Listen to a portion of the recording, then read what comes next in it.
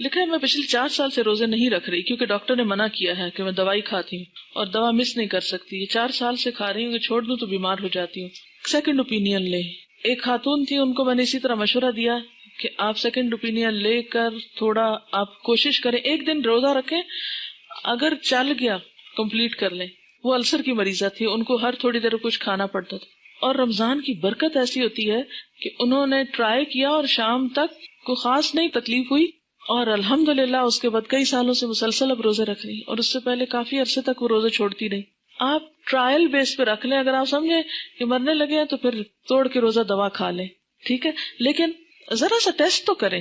مثلا میں نے گھٹنے کی تکلیف آپ کو بتائی تھی نا، تو بیٹھ کے نماز پہ اب میں کیا کرتی تھی، بیڈ پہ تھوڑا ایسے موڑ موڑ کے بیٹھ کے دیکھتی تھی، اچھا آج میں نیچے پڑھ سکتی ہوں نماز، اچھا آدھی پڑھ لوں، فرض نیچے پڑھ لوں، سنت اوپر پڑھ لوں، تھوڑا تھوڑا ٹرائی کر کے.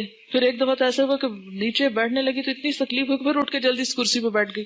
تو ٹرائی ضرور کرتے رہنا چاہیے، لیکن اگر پہلے سے ڈر جائیں کہ نہیں یہ تو ہو ہی نہیں سکتا، اب ایک دفعہ مجھے چھوٹ گیا، نہیں، ابھی آپ ینگ ہیں، اور آپ کو پتا ہے بہت سی بیماریوں کا علاج خود روزے کے اندر ہے.